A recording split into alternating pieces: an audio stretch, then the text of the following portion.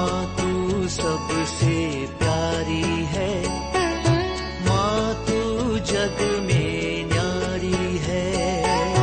माँ तू सबसे प्यारी है, माँ तू जग में न्यारी है।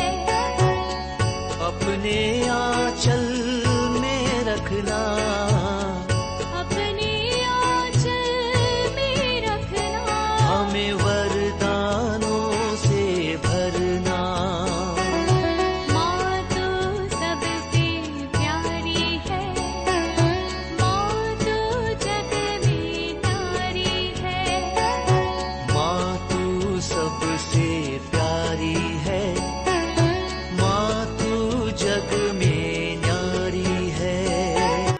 Mr. Rajan Samuel, a great missionary in Hindi heartland, first class with distinction.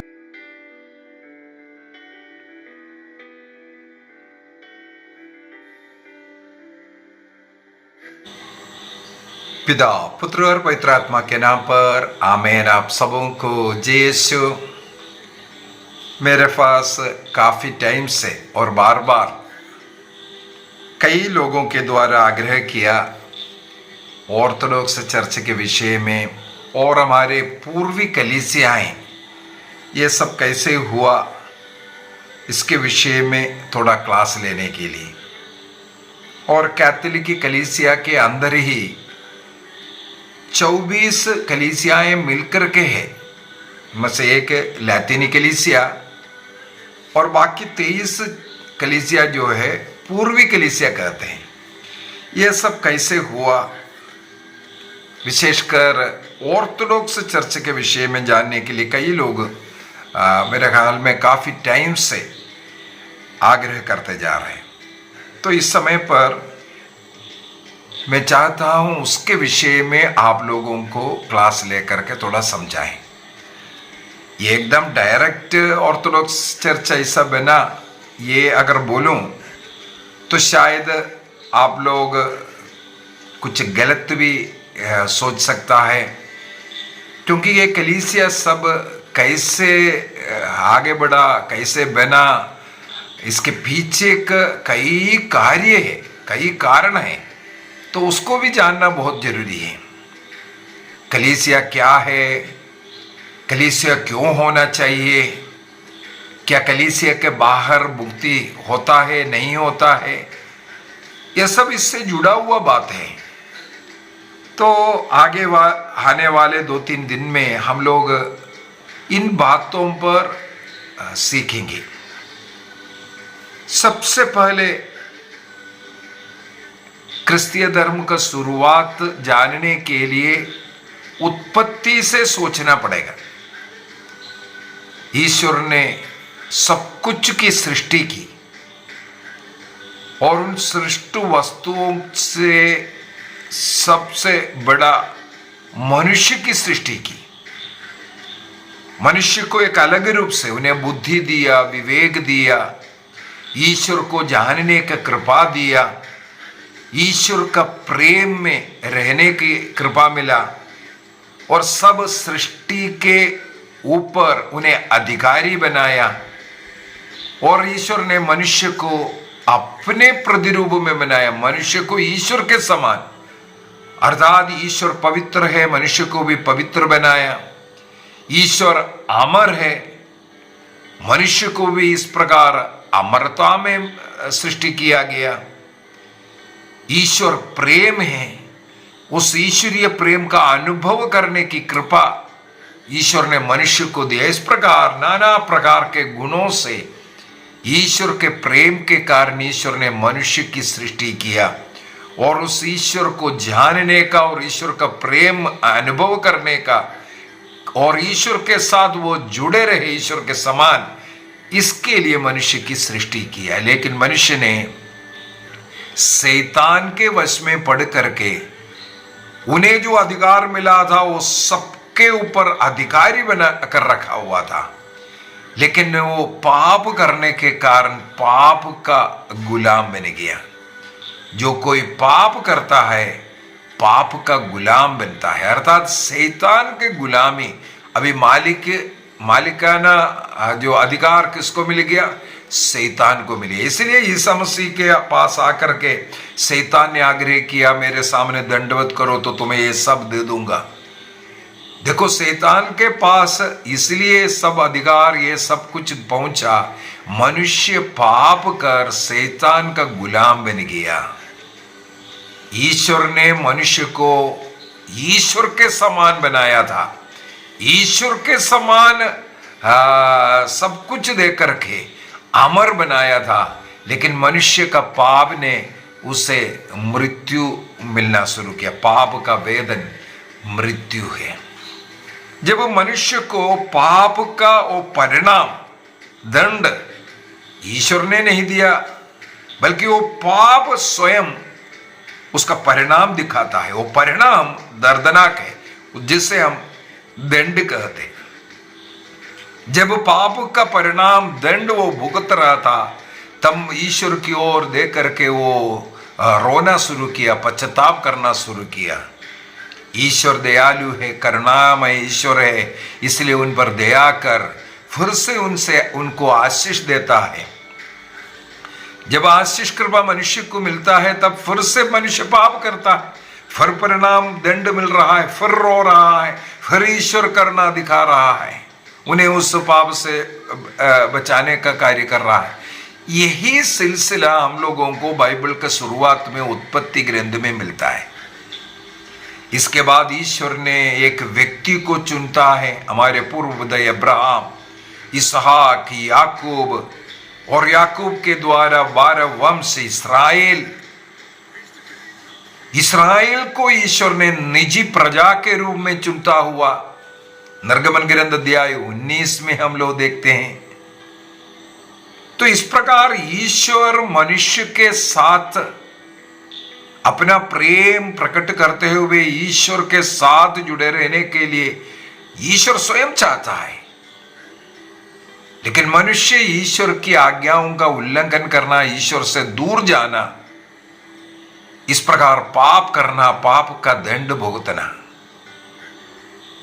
ईश्वर ने अब्राहम, इसहाक, याकूब को चुन करके उनके द्वारा ईश्वर का वो प्रेम का प्रकटीकरण फिर से, रेवलेशन फिर से करना शुरू किया।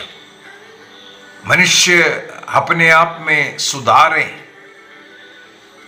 लेकिन मनुष्य पाप पर पाप करता गया। इसका परिणाम क्या है? पाप का गुलाम बनना। सबसे पहले 430 वर्षों तक मिस्र देश की गुलामी में रह करके उनको कष्ट झेलना पड़ा। उस कष्ट में वे ईश्वर को पुकार करके ईश्वर को पुकारना शुरू किया, कराना शुरू किया। निर्गमन ग्रंथ अध्याय 2 के अंदर हम लोग पढ़ते हैं, दयालु ईश्वर उनकी करुणा, दया मनुष्यों पर फिर से प्रकट करते हैं, उस दास्तां से मनुष्य को छुड़ाते हैं। इसलिए मूसा नबी को चुना, मूसा नबी के अगुवाई में लेकर के जा रहे हैं। ईश्वर ने कहा तुम मेरी निजी प्रजा रहेगा। केवल ईश्वर के नियमों का पालन करना, ईश्वर के नियमों का पालन करने का मतलब ईश्वर का प्रेम में रहना। ईश्वर का प्रेम का मतलब ये है हम ईश्वर के नियमों का पालन करते हो। लेकिन हम लोग देखते हैं फिर से मनुष्य पाप करते हैं। उस कनान देश में रह करके अन्य देवी देवताओं का पूजा करना, सत्य ईश्वर को छोड़ करके मूर्तियों की पूजा करना, अन्य देवी देवताओं का पूजा करना शुरू किया। इस कारण फिर से ईश्वर ने 70 वर्ष के बाबुल की गुलामी में बेचते हैं, निर्वासन। 70 वर्षों में वहां पर भी वो कराहने लगे। ईश्वर उस समय पर पर्शियन राजा साइरस को भेजते हैं बाबुल से उन्हें छुड़ाने के लिए। सम्राट साइरस आकर के बाबुल पर अधिकार लेते हैं और वहां पर रहने वाले इस्राएलियों को वहां से यहूदा देश जाने का आदेश दिया। इस प्रकार अनेक वर्षों तक पर्शियन राजाओं के अधीन रहा ये इस्राएली लोग। 539 से लेकर के 331 तक 331 में जो ग्रीक राजा अलेक्जेंडर आकर के आक्रमण करते हैं और उस प्रदेश ग्रीक लोगों के राजाओं के अधीन हो रहा है। यह भी हो रहा है 331 से लेकर के 63 तक है। वहां पर हम लोग देखते हैं इसके बीच में यरूशलेम को हसमोनियंस कब्जा करते हैं BC 140 में, और ग्रीकी शासन भी है। हसमोनियंस को यरूशलेम के ऊपर अधिकार दिया। वो BC 37 तक उस पर राज्य करता रहा। इसके बाद ग्रीक जो शासन है BC 63 में खत्म हुआ था और 37 तक हसमोनियंस था। उनमें से यहूदियों का ही कुछ ग्रुप और रोमन्स आकर के आक्रमण किया। BC 63 से लेकर के आगे हम लोगों को मालूम है रोमन शासन रहा। जब ईसा मसीह का जन्म हुआ रोमन शासन था। ईसा मसीह उस रोमन शासन में जब पोंटियस पायलट गवर्नर था, उस समय पर उनका हेरोद सम्राट था। उस समय पर उनका जन्म हो रहा है। वही मुक्तिदाता मानव जाति के पापों का प्रायश्चित कर, पाप का प्रायश्चित क्रूस मृत्यु के द्वारा अपना प्राण अर्पित कर मानव जाति को मुक्ति प्रदान करता है। तो ईश्वर मनुष्य बनकर के, ईसा मसीह ईश्वर है, वो मनुष्य बनकर के आया और मानव जाति को मुक्ति दिया अपने क्रूस मृत्यु के द्वारा, और अपने शिष्य लोगों को इस मुक्ति का संदेश सुनाने के लिए विशेषकर 12 प्रेरित लोगों को आदेश दिया। यरूशलेम, यूदया प्रदेश, समारिया और पृथ्वी के अंतिम छोर तक जाने का आदेश देकर प्रभु ने भेजते हैं।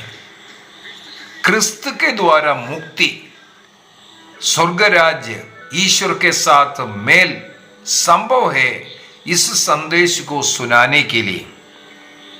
तो हमें मालूम है 12 शिष्य लोग पेंतिकोस्त के बाद सुसमाचार का प्रचार करना शुरू किया। जैसे AD 53 में संत थॉमस हमारे भारत देश में सुसमाचार लेकर के आए। केरल देश के वो भाग पूरा वो संदेश सुनाया। अनेकों चर्चेस, विशेषकर 7.5 चर्चेस कहा जाता है, एक छोटा चर्च और 7 बड़ा कम्युनिटी।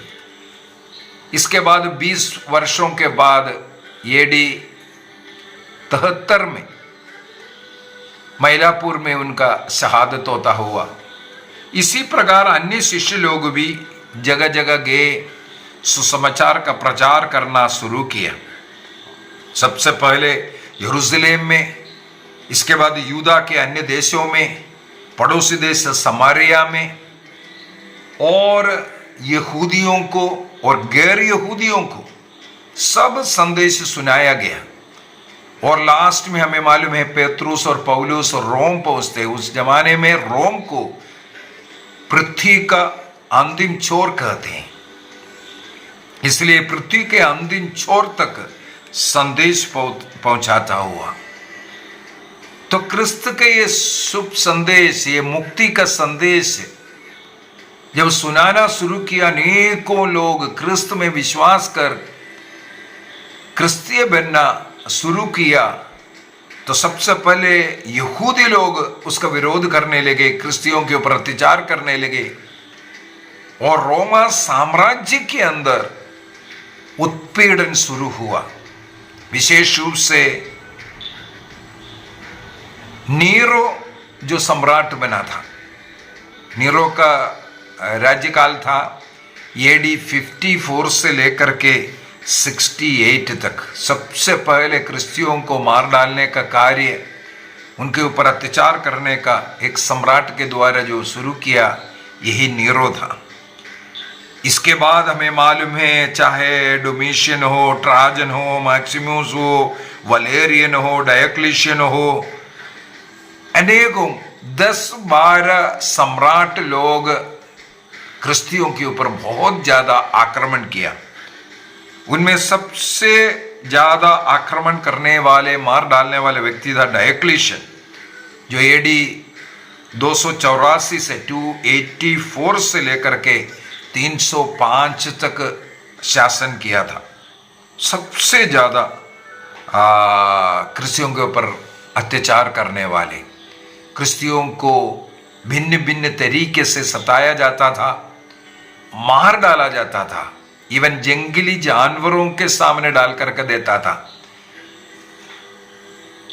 तो इस प्रकार क्रिश्चियों के ऊपर जब आक्रमण शुरू किया तो जो विश्वासी लोग उस प्रदेश को छोड़ करके यहां वहां जाना शुरू किया। इस प्रकार क्रिश्चियनिटी बड़े जल्दी आग जैसे फैलने लगी। देखो, क्रिश्चियों के ऊपर आक्रमण कर रहा था वो, लेकिन ईश्वर ने उसको फायदे में कर दिया। जितने भी विश्वासी लोग अपना प्राण बचाने के लिए उस रोमा साम्राज्य के भिन्न भिन्न जगहों पर या अन्य साम्राज्य में, रोमा साम्राज्य को छोड़ करके अन्य साम्राज्यों में गया, वहां सब क्रिस्त का साक्षी बनकर के रहे और क्रिस्त का साक्षी बनकर के वहां पर छोटे छोटे कलीसियाएं बनना शुरू हुआ। तो इस प्रकार विश्व में क्रिश्चियनिटी फैलने लगी। तो एडमिनिस्ट्रेशन करने के लिए 5 सेंटर्स को चुना गया, जहां पर क्रिश्चियों की संख्या ज्यादा था और पॉलिटिकल रीति से भी कुछ इंपॉर्टेंट प्लेसेस। ऐसे 5 जगहों को चुना, उसको एंशिएंट क्रिश्चियन सेंटर्स पेंटाक कहते हैं। 5 जो सेंटर्स हैं और उसी प्रकार वहां पर रहने वाले लोग जो अपोस्टल या जो डिसाइपल, जो शिष्य वहां पहुंच करके उस क्षेत्र के कल्चर के अनुसार वहां प्रार्थना करवाना, वहां शिक्षा देना, आराधना चलाना, ये सब जब शुरू किया, भिन्न भिन्न जगहों पर भिन्न भिन्न तरीके से आराधना शुरू हुआ। मेरे विचार में कल इसके विषय में मैं अलग से क्लास लूंगा। ये 5 एंशिएंट क्रिश्चियन सेंटर्स कौन सा है और 6 जो आराधना समूह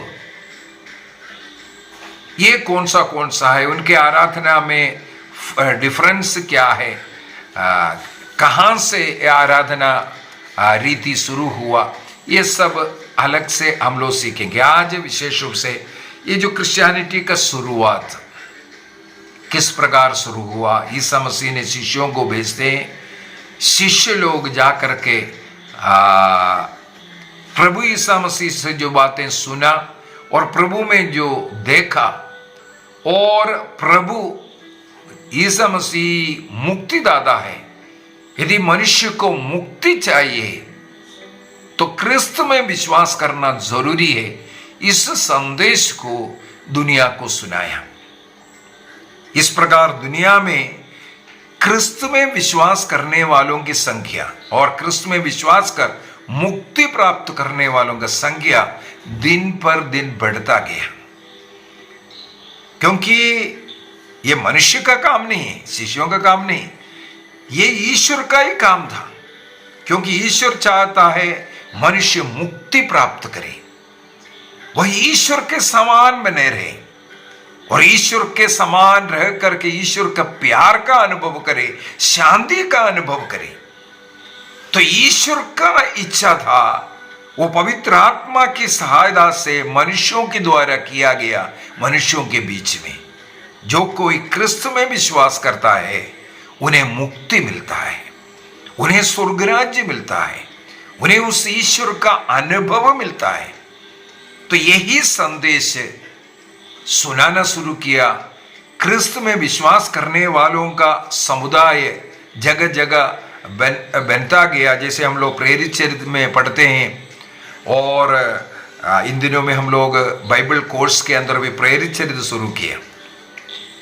तो वहाँ पर चाहे पेतरुस हो या पौलुस हो, सारे शिष्यों के विषय में बाइबल के अंदर नहीं लिखा हुआ है। इसका ये मतलब नहीं उन्होंने प्रचार नहीं किया, सबों ने प्रचार किया, सबों ने शहादत सबों का हुआ है। तो इस प्रकार संसार के कोने कोने में क्रिश्चियनिटी बढ़ने लगे और जगह जगह कलीसियाएं स्थापित किया। और जैसे मैंने बोला है जो 5 सेंटर्स बनना और जो प्रार्थना का तरीका, वो शैली, वो सब देख करके 6 प्रार्थना ग्रुप बनना, और विशेष रूप से 3 भाषाओं में चलता था। 3 भाषा।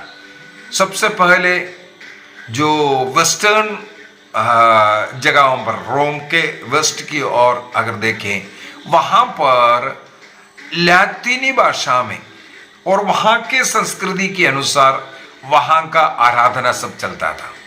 और रोम के ईस्ट साइड में जितने भी जो प्रदेश है, ईस्टर्न संस्कृति में, वहाँ पर ग्रीक भाषा, मुख्यतः ग्रीक भाषा और सीरियक भाषा, जो सीरियक, वेस्ट सीरियन और ईस्ट सीरियन, ये सब बोल करके अलग अलग भी है। एक प्रकार का ईसा मसीह का जो बोली होता है रमाय भाषा, उससे मिलता जुलता जो भाषा है सीरियक। तो ये मुख्यतः ये 3 भाषा, कौन सा बोला? लैतिनी भाषा, ग्रीक भाषा और सीरियक भाषा। इन 3 भाषाओं में ये जो 6 जो आराधना समुदाय, समूह, फैमिलीज जो बना। तो कल हम लोग उसके विषय में और ज़्यादा जानकारी सीखेंगे, अधिक सीखेंगे।